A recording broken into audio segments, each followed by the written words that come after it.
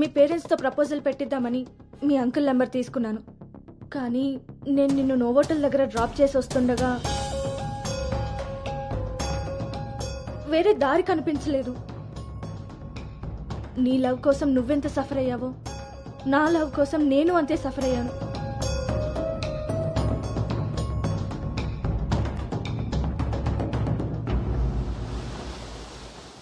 ఏంట్రా ఇలా జరిగింది? సాయంత్రానికల్లా శుభవార్తతో తిరిగి వస్తా అన్నావు, అలాంటిది సడన్గా ఎలా? సడన్గా ఏవి రావురా, అన్నీ ఎప్పటి నుంచో ఉంటాయి.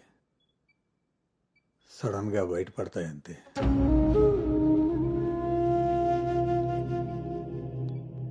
ఇప్పుడు ఎలా ఉందండి సార్? మీరు కొంచెం బయట వెయిట్ చేస్తారా? బీపీ కొంచెం అబ్నార్మల్గా ఉంది.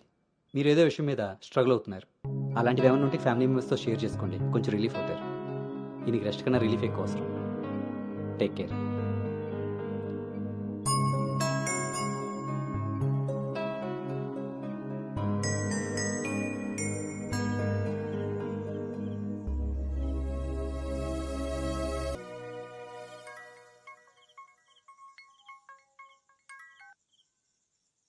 భార్గవి,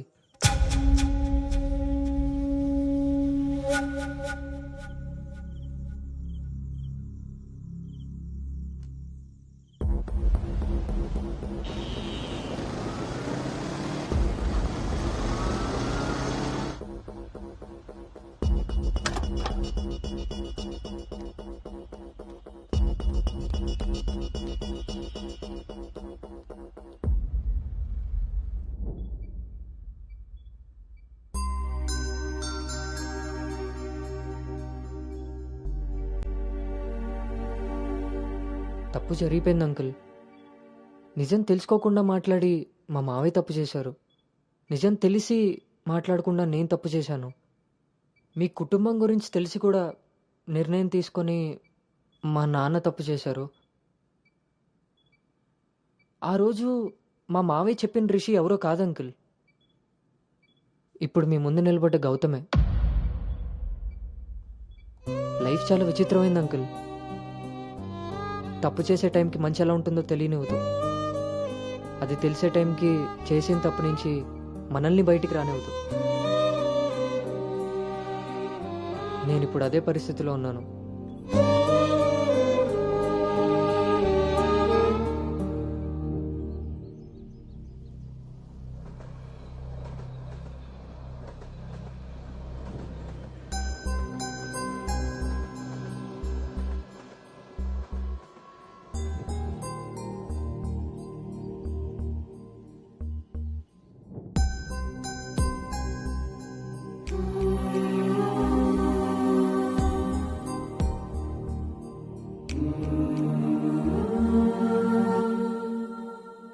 అమ్మాయి విషయంలో తప్పు జరిగిందని తెలిసాక కోపాన్ని ఆపుకోలేకపోయాను. మీ విషయంలో తప్పు చేశానని తెలిసాక మీ ముందు తలెత్తుకోలేక నిలబడ్డాను.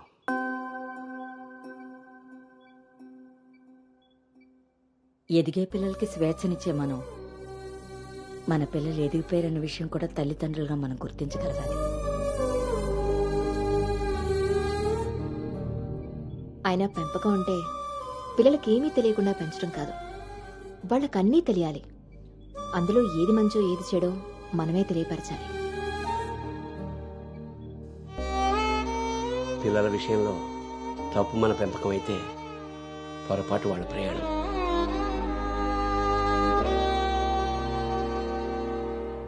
మనం మోస్తున్న పల్లెకిలో కూర్చున్నది మన పిల్లలు.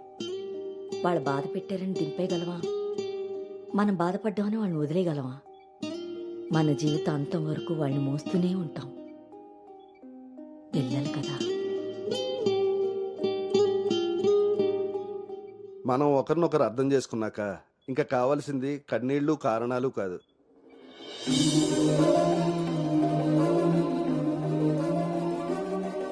నాకు ఈ పెళ్ళొద్దు నాన్న.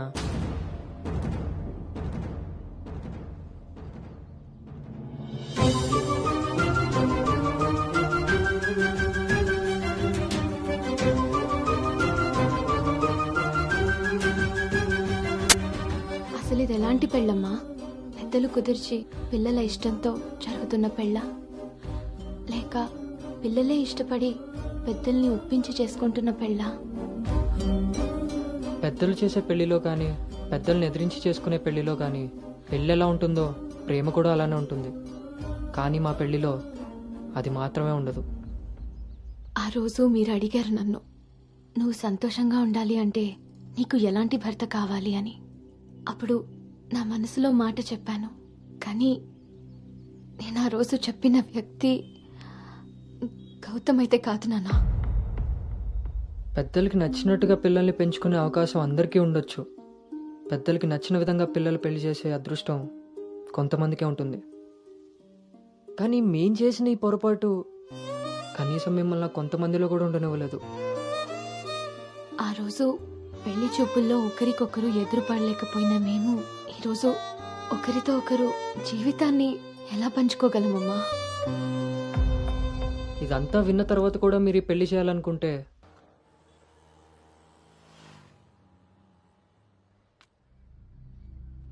చిన్నతనం నుంచి నువ్వు నేను ఒకే ఊర్లో పెరిగాం.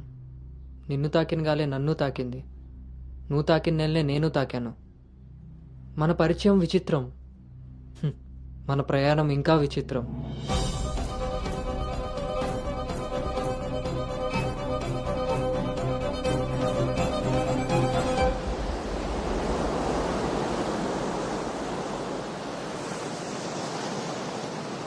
నీకు తెలియని విషయం ఏంటంటే మన పెళ్లి చూపులప్పుడు నేను నిన్ను చూశాను. ఎవరితో అయితే అలాంటి రిలేషన్లో ఉన్నానో తననే పెళ్లి చేసుకోబోతున్నాననే టెన్షన్తో పారిపోయాను.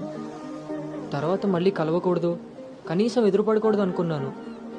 కానీ మన మనసులు మనల్ని కలపకపోయినా పరిస్థితులు మనం మళ్ళీ ఎదురుపడేలా చేశాయి. మనం కలిసిన ఈ కొన్ని రోజులే నా మనసులో ఉన్న ఫీలింగ్స్ని నేను అర్థం చేసుకునేలా చేశాయి.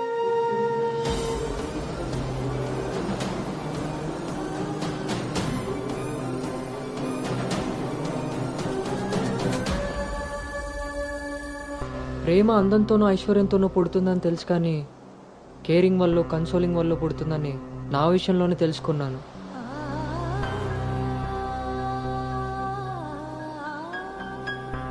అసలు నీకు నాకున్న సంబంధం ఏంటి?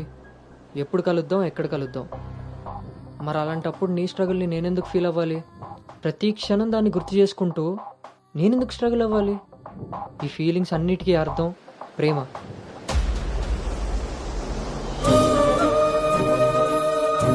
ఆ విషయం చెప్తే నన్ను తప్పుగా చూసి దూరం చేస్తావేమో అన్న భయంతో చెప్పలేకపోయాను. కానీ నువ్వు పెళ్లి చూపులకు ఒప్పుకున్నాక అర్థమైంది అది డౌట్ కాదు, నిజమని. ఎందుకో తెలుసా? నిన్ను చూసుకోవడానికి వచ్చే పెళ్లి కొడుకు నేను కాదని నీకు తెలుసు కాబట్టి. నువ్వు అక్కడ పెళ్లి చూపులకు ఒప్పుకున్నావంటే ఇక్కడ నన్ను లవ్ చేయట్లేదనే కదా. మరి నేనెందుకు ఒప్పుకున్నానో తెలుసా? నన్ను చూస్తే నువ్వు ఎలాగో నచ్చలేదని చెప్తావు. ఆ మాట విని నా మనసు బాధపడుతుందని తెలిసినా మా నాన్న మాట కాదనకుండా వచ్చినందుకు కనీసం ఆయనైనా సంతోషపడతారని వస్తానన్నాను. నేను పల్లవిని దాటి అనుని చేరడానికి చాలా ప్రయత్నించాను, కానీ చివరికి రిషిగానే మిగిలిపోయాను. అలానే నా మనసులో మాట ఎవరికి చెప్పకుండా ఉండలేను. అను నీతో కలిసి తిరగడానికి పరిచయం సరిపోయిందేమో కానీ నా ప్రేమని చెప్పడానికి ధైర్యం సరిపోలేదు. నేను నిన్ను ప్రేమిస్తున్నాను అని గట్టిగా చెప్పాలనిపించింది, కానీ అప్పుడు ఎలా చెప్పాలో తెలియలేదు. ఇప్పుడు ఏం చేయాలో అర్థం కావట్లేదు. అందుకే నా అనుకి ఏదైతే చెప్పాలనుకున్నానో దాన్ని తన సోల్మేట్ అయిన నీకు చెప్పుకుంటే కనీసం రిలీఫ్ అయినా దొరుకుతుందని చెప్తున్నాను.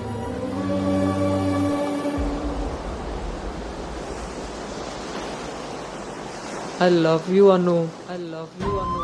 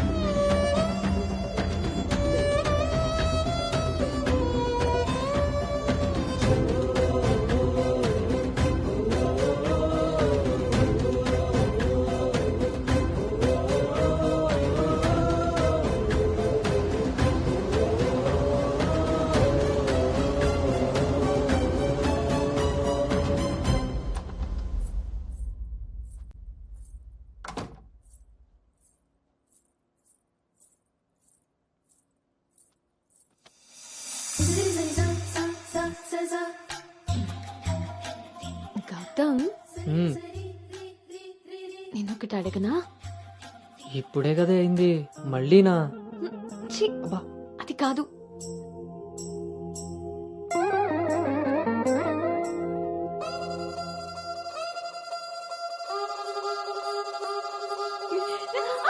ఏ జాగ్రత్త.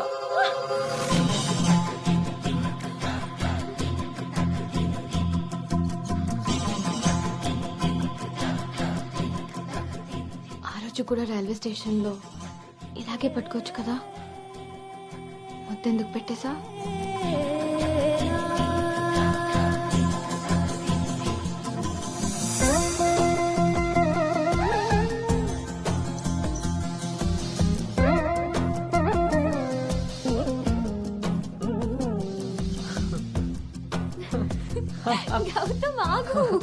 అను అను ప్లీజే ఇప్పుడు వద్దు. ఇప్పుడు కాక ఇంకెప్పుడు?